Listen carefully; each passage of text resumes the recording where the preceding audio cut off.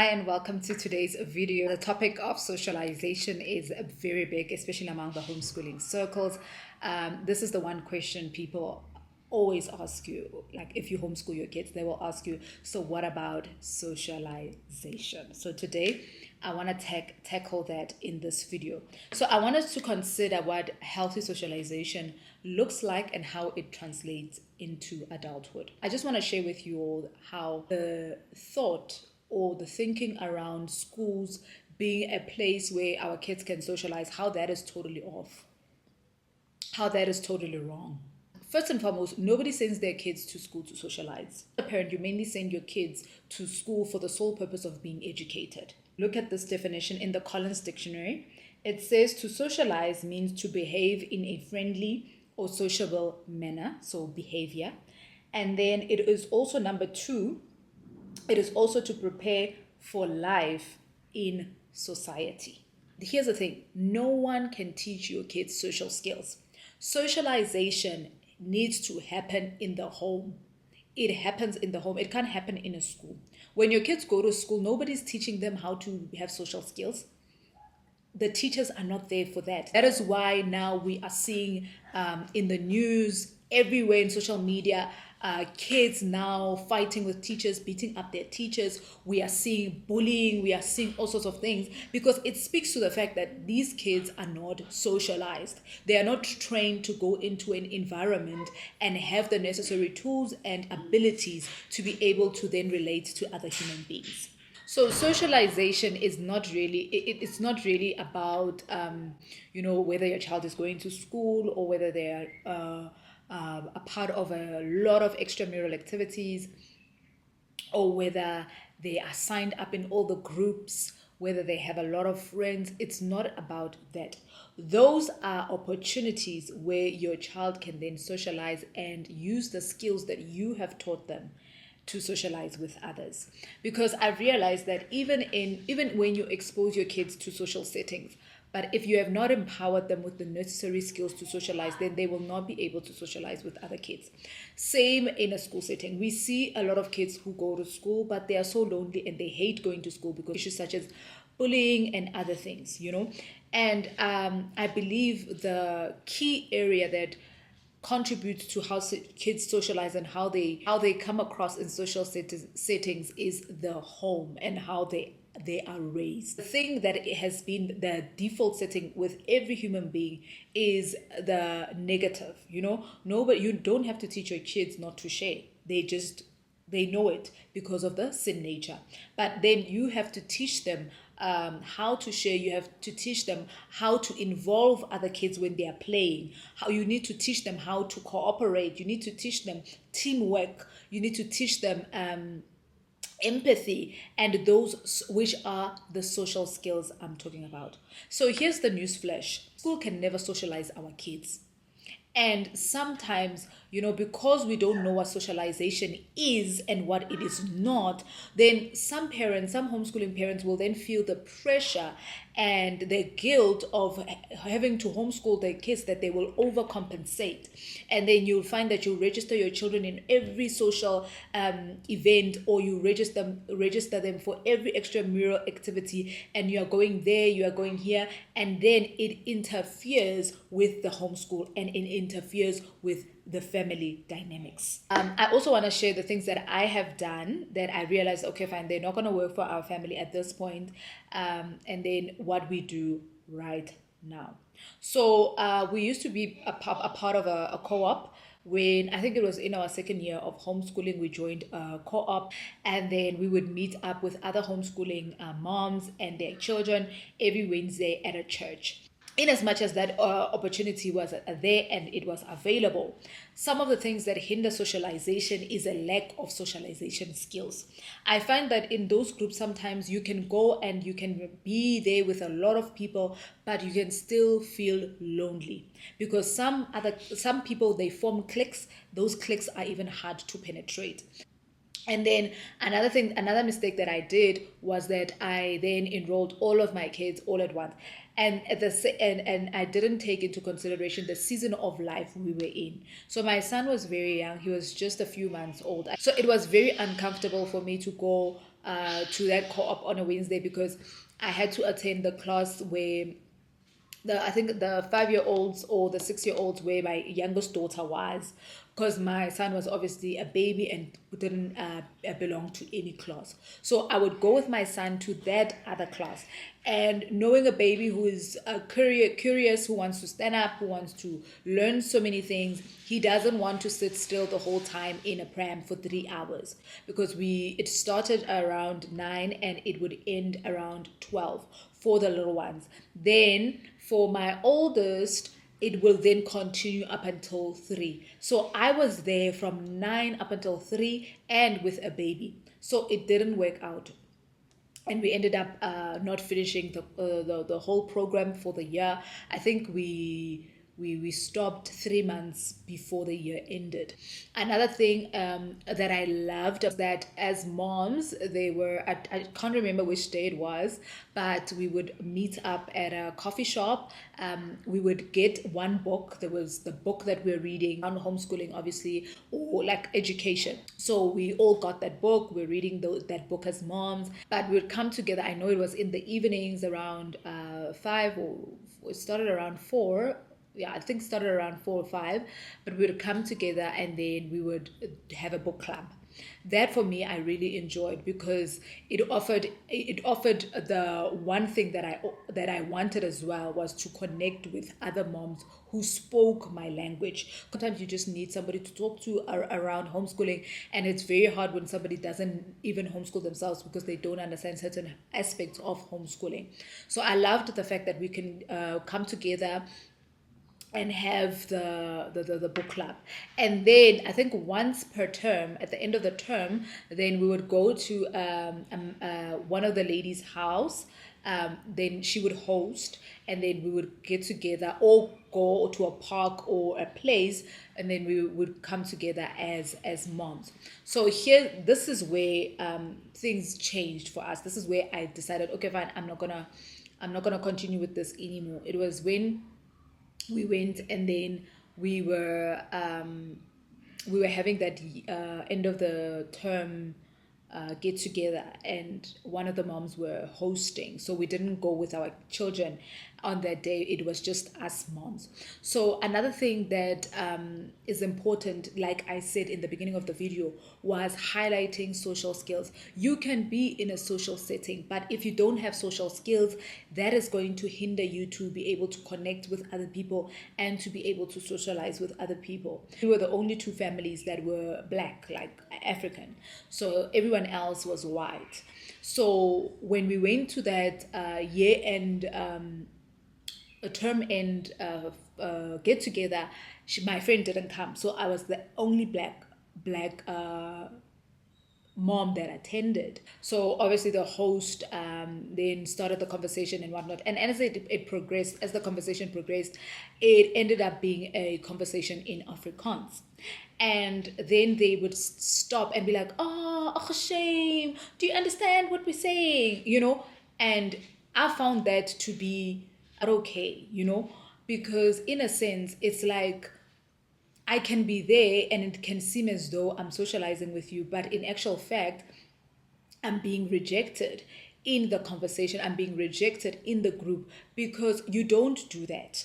If you have social skills, you know that you're going to have to be inclusive, and you're going to be able to have to consider other people as well. Like, I can't come here on YouTube and make a video, and because I'm African and my mother tongue is Sepedi, and then I come here and speak in my own language, and then half of the people that click on the video can't even understand what I'm saying. But I brought myself on a platform where it's not just about the people that look like me. It's not about the people that can speak the language that I speak. That is why we have English as a medium, so that we can be able to communicate across races and across our different cultures and languages, right? Or our mother tongue. So for me to be able to have to sit there with old women, grown-up mothers, grown-up women who don't consider the fact that I am not Afrikaans, and they want to continue having their conversation in Afrikaans, and what must I say? When they say, can you understand? Must I say, I understand, but I can't respond? So must the conversation go on in Afrikaans because you are comfortable with Afrikaans? I think the thing that broke my heart the most was the fact that this was this was under a Christian umbrella, right? This was under a Christian umbrella. And for me, I started to think about, I had thoughts of, is our God really like this? No, he's not. He is a God that had to leave his comfort zone. He had to leave his throne. He had to leave heaven and come on earth so that he can have a relationship with us. You know, like that alone teaches you how to socialize with others. It means you need to be humble enough. You need to lower yourself. You need to come to the level of the people that you want to interact with. You can't expect to be in a comfort zone and you also expect to relate with other people. And so, when we talk about socialization, we are talking about a very broad term. And it doesn't just involve the opportunities where you will have to socialize, but it also involves that, do you have the necessary training to be able to socialize with other kids? So you find that also in schools, that other kids, they will go to schools, yes, in as much as it can look like they have friends, but they don't connect with those friends. They don't connect with them because some of them, they don't have the necessary social skills, and some of them is because they were raised in backgrounds where there's no harmony, and because they don't know what harmony looks like. So when they come and interact with other kids, they can't bring harmony to the table because they don't have it. So all those things, they come into play. So for me, the question is, as moms, the question that we need to start with, not how do I get my kids to socialize, or how do I know of places where we can go and socialize. The first thing that you need to ask yourself, have I trained my kids? Do they have the right foundation to be able to interact and socialize with other people in a healthy way? And that is why the cross then is a cross like this, symbolizing our vertical relationship with God and then our horizontal relationships with one another.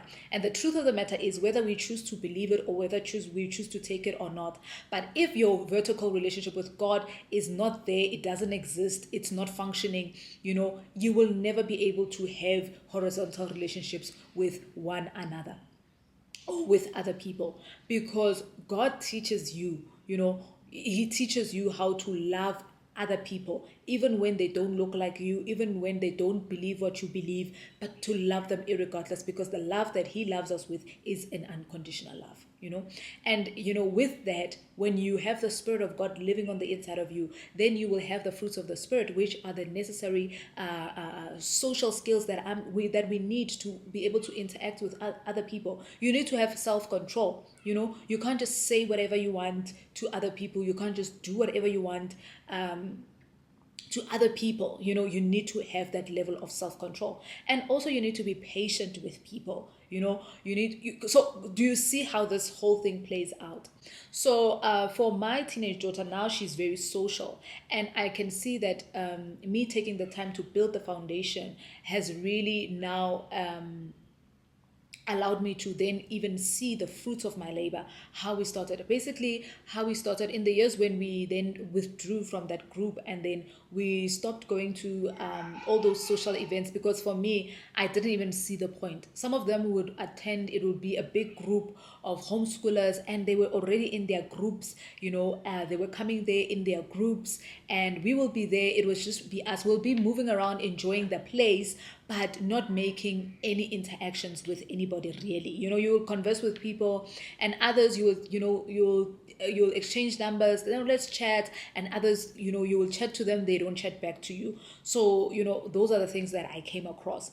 So when I saw all of that, then we just did our own thing here at home. And I just taught my kids, especially my teenager, I taught her about what good friendships look like. We did a Bible study on the relationship between Jonathan and David, and we also did a Bible study on the relationship with Daniel's friends, Shadrach, Meshach, and Abednego. what does the Bible say about good friendships? And we also, she was learning that, it is important the company that you keep, because bad company, it corrupts good character. So I think that is where the foundation needs to start, because our children, young as they may be, they already know how to do the wrong thing. They already know how not to share, how to be, like just hog everything and not allow other kids to play. We then need to then teach them, the good things. They are intentional, they need to be taught, right? Then you need to plant those seeds of sharing, those social skills of empathy, the social skills of active listening, of body language, and also of discerning what a good friend is and what a bad friend is as well, so that they can be able to make those choices, because they have to choose. The truth of the matter is, friendship is not like family. Your family is your family. It has been given to you. You didn't vote who is becomes part of your family. You didn't have a choice. You ended up in that family. But when it comes to the friendships that we make, we honestly have a choice. Automatically, when you tell me, "Oh, my kids are not socialized because they don't go to school," I already know that I'm talking to somebody who is ignorant about socialization. You can go throughout your whole schooling journey without making any meaningful friendships. I'm an adult today. The people that I went to school with, they are not even a part of my life right now. Because we don't make friends according to the age group that we are in. I'm not making, right now, when I'm considering a friendship, it's not going to be based on how old they are. Are we the same? Are we the same age? No, it's about what do we have anything in common, right? And then we will build our relationship based off of that. And also like right now, when I think as an adult, I don't have friends that are my age. I either have friends that are older. I also have friends that are younger. It's more about the stage of life that we are in, that we then make friends. So and also friendship involves choice. When our kids go to school, the people that are there in their class, they didn't choose them. They never chose who will be in their class, that they're going to be in grade 8A or grade 8C. They class them according to what they think. This one is the bright class, so they can put all the fast learners in this class. They're going to take those they deem slow learners into this class and group them like that. There was no choice there whatsoever.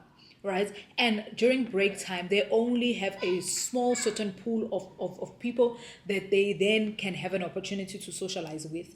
And honestly, it is just, it's more like they have a colleague relationship, because when you're at work, you don't have to really, make friends at work.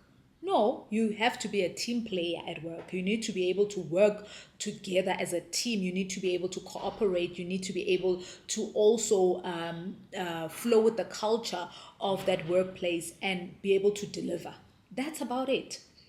After that, you can go home and then you can decide on a weekend who your friend will be, right? It's not a place to then socialize. So I think we need to also think about the freedom socialization is supposed to have, and also the skills that we need to have in order to be able to have healthy relationships. Friendships are not about quantity, they're actually about quality.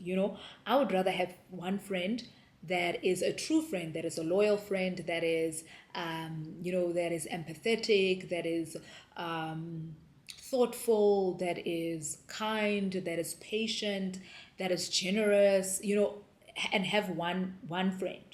Okay?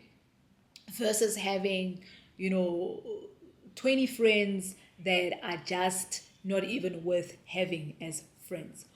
Because everything needs to have a purpose in your life. I mean, our lives is not a dress rehearsal. So we need to take our life seriously. And I'll tell my kids is that friendship must serve a purpose, because if it doesn't serve a good purpose, then it's going to serve a bad purpose, right? The Bible says, do not be deceived. It means you need to be aware, like bad company, it corrupts good character. And the reason why I'm homeschooling my kids is so that I can build their character. So I must also be careful where I allow them to go and what other things I allow them to do, the spaces that I allow them to go. So that is why I find that it is important then to, give your children the necessary tools, and then after that, give them opportunities to use those skills, and then be able to step away and see if those lessons were learned. And the key thing here, the teaching, it's going to be in two ways. You first need to, you teach and you tell them this is right, this is wrong. You teach them good manners, you teach them morals and values and all those things. But also they must be lived out in your home. They must be able to see what you are teaching. They must be able to see you model what you are teaching them. My kids are getting most of the socialization and all that through our church community.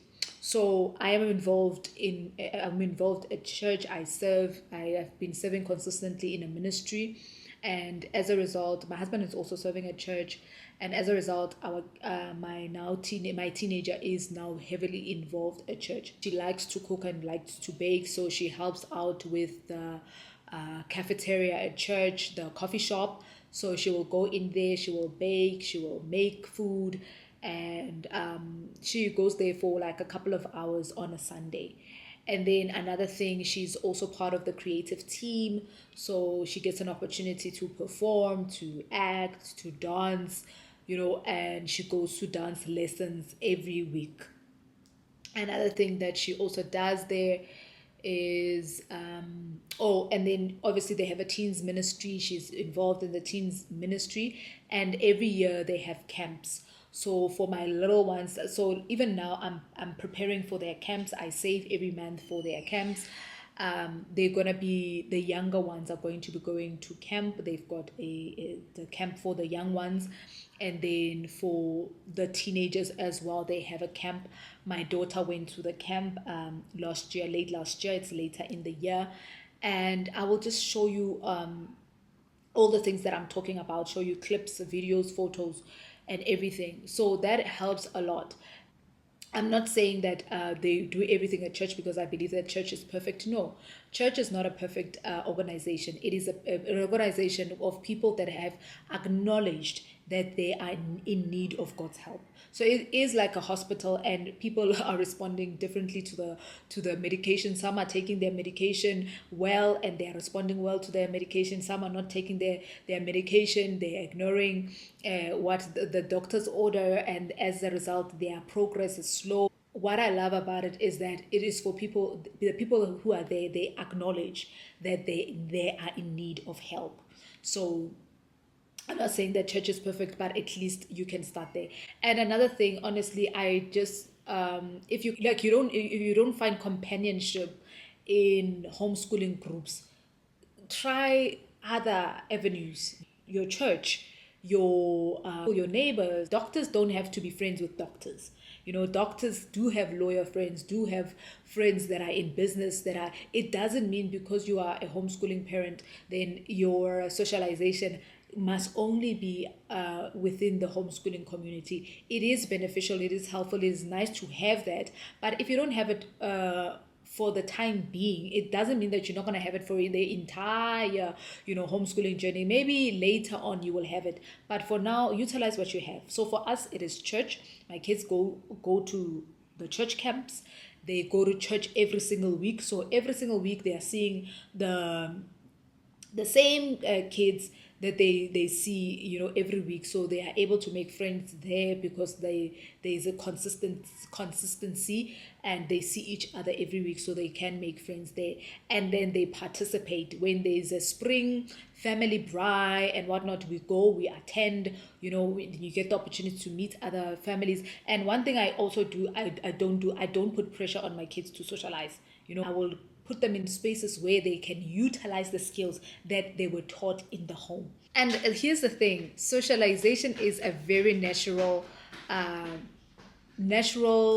way of life. It's a natural thing. I mean, you socialize every single day. You don't need a group to socialize. You don't need an event to socialize, but we socialize every single day. We socialize with our neighbors.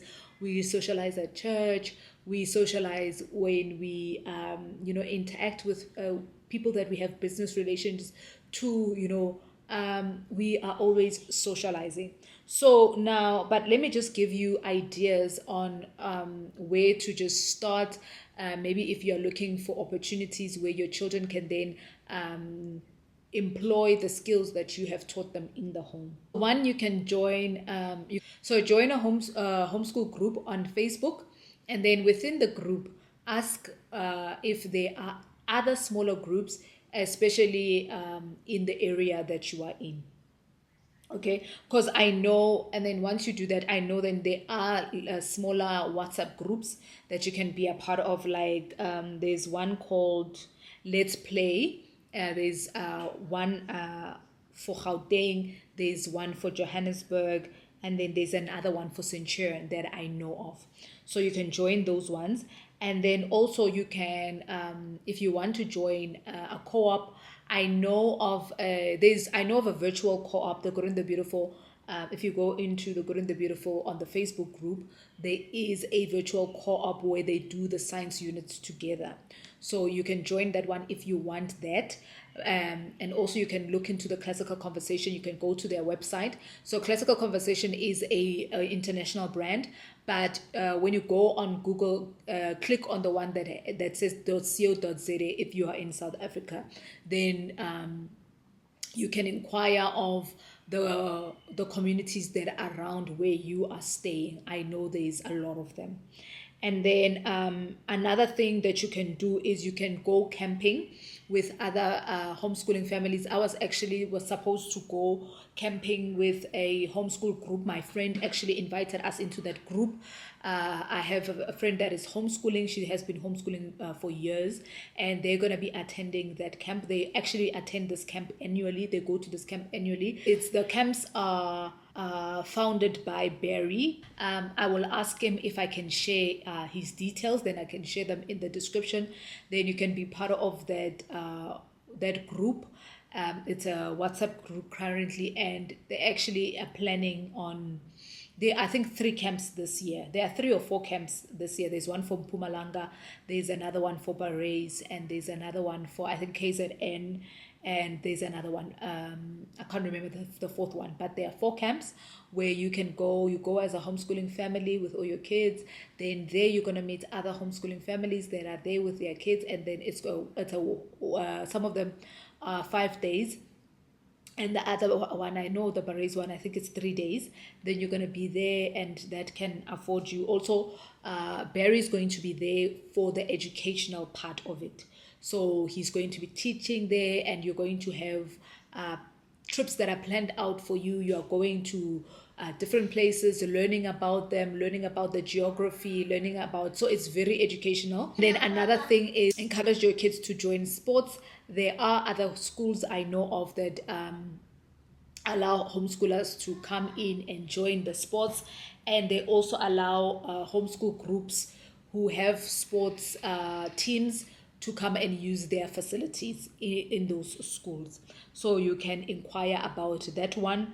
And then another thing that you can do, which is unconventional but is very helpful, is to go and visit the zoo or Gold Reef City or parks or the farm on days where normal school kids are at school. So because chances are the people that you're going to find there are going to be homeschoolers. Like I know there's a day where you can go to We Jump. We Jump is a trampoline place that has a restaurant just like Bounce, similar to Bounce. There is a day where homeschoolers get a discount, and homeschoolers can come on that day. So on those days, go to those places where you can have an opportunity to meet up with other homeschooling families, and your kids can interact with other homeschooled kids. Don't forget your church community. But lastly, I just want to say, be patient. It takes a while for you to meet people that you really kick it off with, people that you have a lot in common with, people that you can journey for the long haul with. It takes time. It's not something that's going to happen overnight, but put yourself out there, grab those opportunities when they are available, but most importantly, assess where you are as a family. Assess the season of life your family is in, and do it one step at a time. Don't do a lot of things all at once, but most importantly, train your kids, teach them social skills, so that when they do get those opportunities to socialize with other kids, then they will maximize those opportunities.